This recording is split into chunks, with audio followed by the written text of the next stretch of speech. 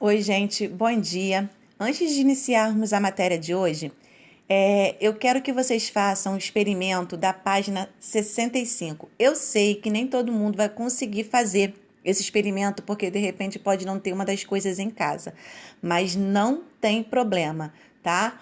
Quem puder fazer, faça e registre com fotos e me envie na atividade de hoje, na resposta da atividade de hoje da plataforma, tá? Só quero fazer uma observação. No material utilizado, está dizendo recipientes de vidro. São 2 recipientes de vidro. No procedimento, fala assim, feche um dos recipientes com gases. O outro é para deixar aberto, ok? Então, temos essas 2 observações. Então, aquele aluno que conseguir fazer o experimento, faça e me mande as fotografias, ok? Bom, então vamos continuar com a matéria. Entramos então no capítulo 7, saúde. Sempre que desejamos às pessoas queridas que elas tenham muita saúde, a saúde parece realmente ser algo muito desejado, porque são os nossos principais votos de aniversário e no início de um novo ano. Mas o que significa essa palavra?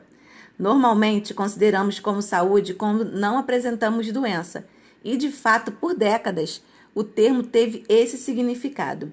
Mas segundo a OMS, saúde é ter um pouco mais do que isso. Refere-se ao bem-estar físico, mental e social do indivíduo. Então significa dizer que além do indivíduo não apresentar doenças, ele tem que estar no meio social digno, né? Ele tem que ter condições dignas de vida. Então todo esse conjunto significa saúde, tá?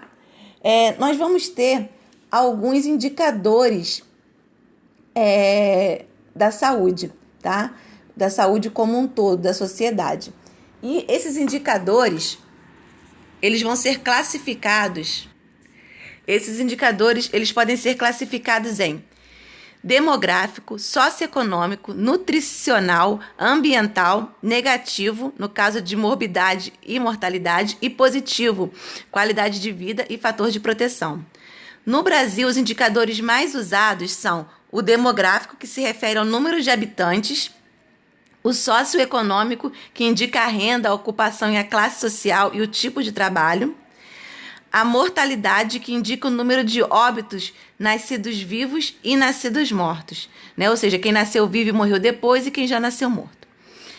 A morbidade e fatores de risco, que registra o número de pessoas portadoras de doenças que ocorrem em comunidade. E a cobertura, que acompanha o número de consultas médicas no SUS. Então, todos esses fatores vão indicar se nós estamos com uma saúde pública boa ou não. Nós já sabemos que o nosso corpo, ele tem um sistema imunológico, né? E como que nós vamos combater os invasores? Com esse sistema. Como que esse sistema vai trabalhar? Esse sistema vai trabalhar com barreiras naturais, que pode ser, por exemplo, a pele é a nossa primeira barreira, tá? Então, a gente vai ter a primeira proteção. Nós vamos ter também os mecanismos de defesas inespecíficos, tá? Esse mecanismo pode ser observado quando ocorre, por exemplo, um processo inflamatório. A inflamação é uma reação do corpo ao enviar, um exército de defesa ao local lesionado, tá? Perdão.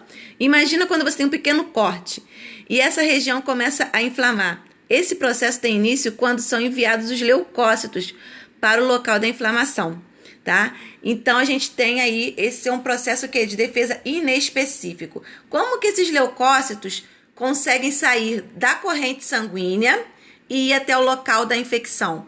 Pelo um processo chamado diapedese. Como a gente pode observar aí, ó, no primeiro desenho a gente tem o rompimento do vaso, o corte. No segundo desenho, nós temos as células saindo da corrente sanguínea e indo até o local do corte. Esse momento em que ela sai da corrente sanguínea é que é diapedese. As alergias, tá? Elas acontecem quando o sistema imune é capaz de produzir anticorpos contra antígenos, geralmente inofensivos. Ou seja, é uma reação exagerada do organismo a uma substância que não faria mal, como camarão, por exemplo, ou a pólen de uma planta, né? Então você acaba tendo uma reação imunológica a uma coisa que não lhe faria mal. Isso é alergia. O choque anafilático é uma forma grave de alergia, tá? É quando o alérgico ingere o antígeno ou recebe inoculação. A reação alérgica não depende da quantidade do antígeno absorvido. O choque pode ser causado por uma picada de escorpião, que levará a uma liberação de imensa histamina, e a pessoa pode ter uma falta de ar e morrer por asfixia. A imunização, o que é isso? É quando você fica imune a alguma doença. Essa imunização, ela pode ser natural ou adquirida. Em ambos os casos, nós podemos ter a ativa e a passiva, tá? A forma natural, por exemplo, é quando um bebê, ele recebe os anticorpos de defesa da mãe, tá? Então, ele mamou e pelo leite veio os anticorpos de defesa. Isso também é uma forma passiva. Por quê? Porque os anticorpos chegaram prontos, né, no bebê. Outra forma de imunização adquirida quando você ou recebe uma vacina ou pega a doença. E aí o seu corpo, ele produz anticorpos por conta da vacina ou por conta da doença que você pegou. Aí isso é uma imunização adquirida. E no caso, é uma imunização adquirida ativa. Por quê? Quando você recebe a vacina, o seu corpo é que produz anticorpos. Você não recebe isso pronto. Outro tipo de imunização adquirida, quando você recebe o soro antiofídico para picada de cobra. Só que nesse caso, a imunização adquirida, ela é passiva, porque no soro contra a picada de cobra, os anticorpos já estão prontos. Então, ativo é quando o seu corpo produz anticorpos, passivo é quando você recebe pronto. Natural é quando você recebe, por exemplo, do leite da mãe, e adquirida é quando vem lá da vacina ou de uma doença, ok? Bom, gente, então para vocês, mais uma vez um bom dia e até a próxima.